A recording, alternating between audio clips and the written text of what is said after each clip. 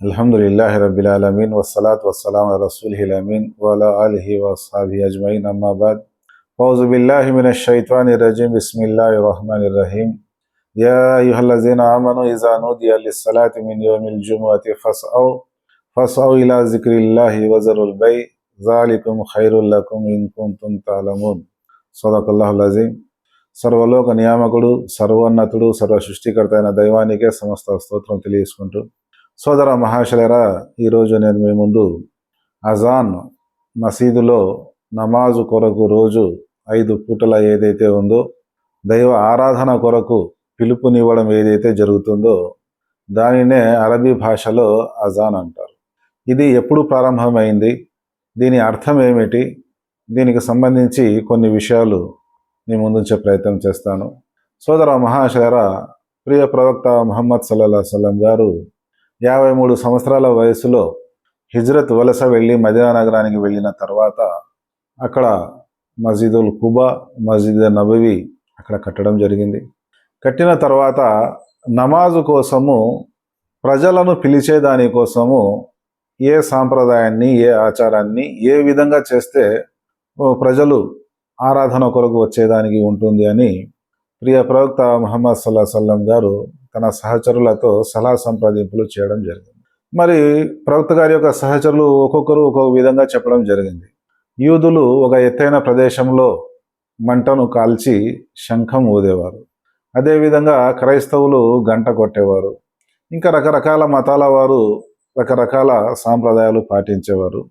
కానీ ఒక అభిప్రాయము రాని కారణంగా ఈ గంట కొట్టడం క్రైస్తవుల సాంప్రదాయం కదా, మనము దానికి వేరే ఆచారాన్ని మనం పెట్టినట్లయితే బాగుంటుంది అని ఆలోచించినప్పుడు తిరిగి సమావేశం అయ్యే దానికోసం వెళ్ళిపోవడం జరిగింది.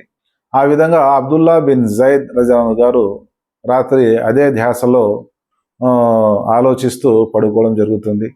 ఆయనకు కలలో ఇప్పుడు ఇచ్చే అజాన్ ఏదైతే ఉందో మసీదులో ఆ మసీదు వినిపించడం జరిగింది. ఫజర్ నమాజ్ తర్వాత అబ్దుల్లా బిన్ జైద్ రజాను గారు ప్రవక్త గారికి ఈ విధంగా తెలియజేయడం జరిగింది. ఓ ప్రవక్త, నేను రాత్రి కలలో ఈ విధంగా నేను అజాన్ విన్నాను అని. అప్పుడు నీవు ఏవైతే పదాలు విన్నావో ఆ పదాలు హజరత్ బిలాల్ రజాను గారికి నీవు తెలుపు. ఆయన యొక్క గొంతు బాగా గట్టిగా, శబ్దం ఎక్కువగా ఉంటుంది కాబట్టి ఆయన అజాన్ ఇస్తాడు అని చెప్పినప్పుడు ఏదైతే అజాన్ మనం మసీదులో ఇస్తున్నామో ఆ విధంగా ఆయన చెప్పడం జరిగింది.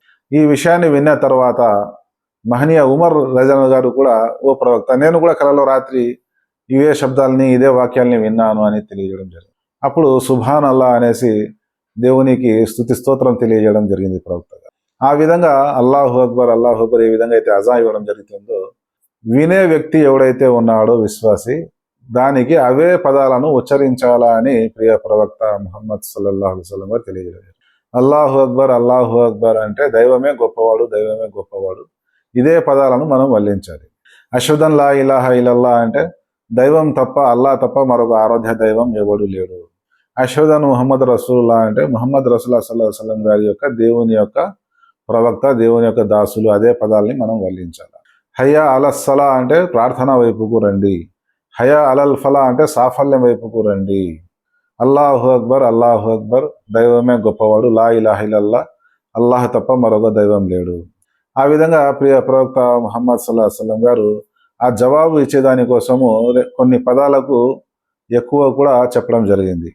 హయా అలస్సలా అన్నప్పుడు లా హౌలా వలా ఖువత ఇల్లా బిల్లాహిల్ అజీమ్ చదవాలని, అదేవిధంగా హయా అలల్ ఫలా అని చెప్పినప్పుడు కూడా లా హౌలా వలా ఖువత ఇల్లా బిల్లాహిల్ అలీయుల్ అజీమ్ అని చదవాలని కూడా తెలియజేయడం జరిగింది. అదేవిధంగా ఫజర్ నమాజ్ యొక్క అజాన్ ఏదైతే ఉందో అస్సలాతు ఖైరుం మినన్ నౌమ్ అనే పదాన్ని ఎక్స్ట్రా అధికం చేయడం జరిగిందన్నమాట. అది విన్నప్పుడు సదక్తా వ బరర్తా అని చెప్పాలి.